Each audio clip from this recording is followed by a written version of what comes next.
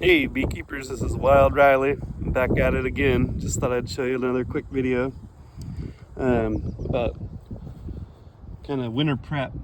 So a lot of the beekeepers will get used boxes. I think I might have sourced this one from an old buddy, and it's kind of dry rotted. And guys, you can't keep running your hives all spider webbed and moldy and just all tore up. So what I do is I scorch this. Mold doesn't like living on blackened carbon. And they come through and scorch this.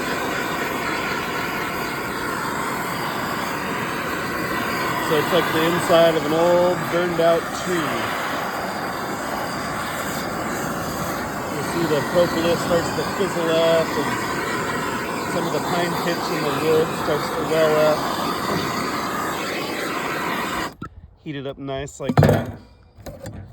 And then take your hive tool and kind of clean up all this old garbage out of here.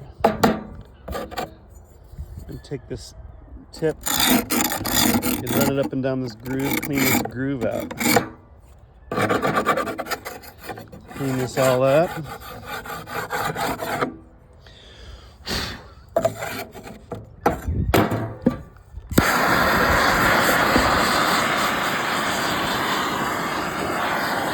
Warm it back up again. And you take your beeswax. The way I store beeswax is in candles, because I'm in California and our power grid isn't very reliable. So I want to have light when it's dark. I also do a lot of trips and go camping and stuff, and it burns really nice inside my little tarp shelter. Kind of breaks the cold. But I grind a little bit of wax in there, warm it up again, and you'll see that wood starts soaking in that beeswax and pitch. And this is going to act like insulation, weatherproofing. It's going to keep mold and termites and stuff from chewing up your beehive. So I'm going to go around this whole thing, toast it nice and black, grind beeswax in there so it smells like a beehive after a wildfire. Because this is what creates habitat for the bees in the wild. Is wildfires will come in, torch the inside of the tree. It'll melt all the wax, maybe even enlarge the previous cavity inside the tree, and then bees will smell that and they'll move into it. And they're very polite, so they don't tend to move into a place that has a black widow or a wood rat or a raccoon den or anything like that. So they usually find an empty spot. So in the wintertime, if a black widow moves in here, I leave it alone because other critters will stay out of there. It'll kill wax moths and anything else. But in springtime, I'll go through and remove all those black widows, toast all the cobwebs out, and we have spring in a couple, 2 months or so, almost exactly 2 months. And so we're gonna have all these hives ready to rock and roll, so that when I start getting phone calls about swarms and my hives are expanding and thriving, I can split them. I have the real estate to put my bees in.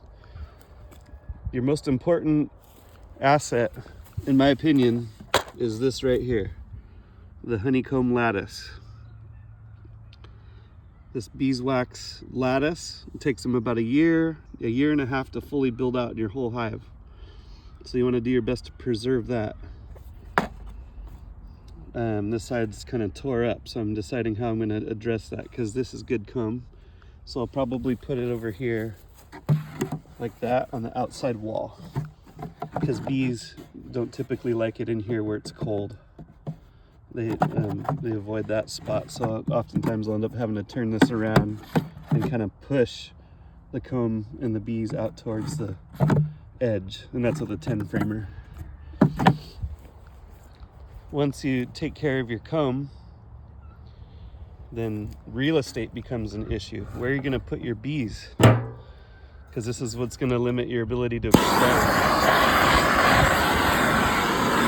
Some of these hives are 10, 15 years old, some of them older. I bought my first hive, my first box, started my first hive at the end of 2014, and I still have that box, and it's still in decent shape. And if I were known what I know now and been taking care of it like this on an annual basis, it would be pretty much brand new.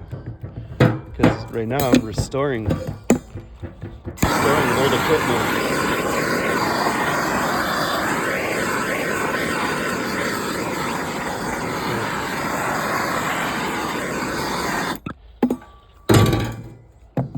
And these beeswax candles are pretty valuable. I can sell them, but I can make more if I use them to take care of the hives. So I have a little shoebox full of these candles, and I'm just gonna sacrifice a couple to maintain the real estate, to keep the beehives looking and feeling good.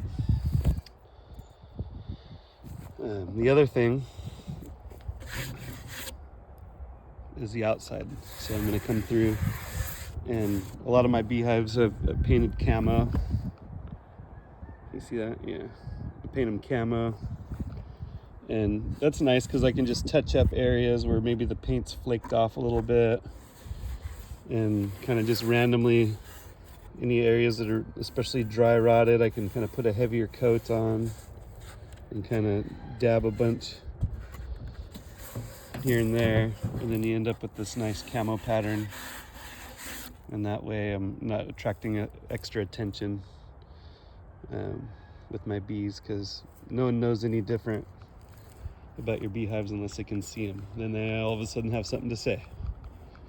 So that's just a little quick one on how to maintain your beehives in the off season. And we have a lot of good weather right now in California. We haven't had rain in like a month, anything to speak of. So use it as a blessing. If you're not getting a lot of rain, we'll probably have a shorter wildflower season if it doesn't rain in the next couple months. In fact, I'm already starting to see wildflowers bloom maybe a little bit early, but with less rain, the soil will dry out sooner. So I'm just going to use the opportunity, this fair weather,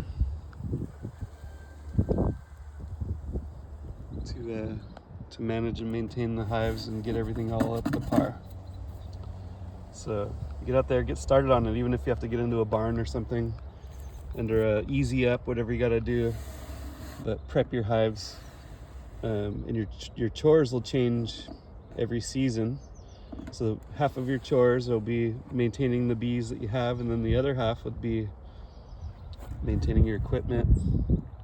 And then beyond that, you can use your other knowledge to propagate things and to be productive. So anyway, thanks for watching. Hope you get started with your first beehive. Wild Riley, checking out.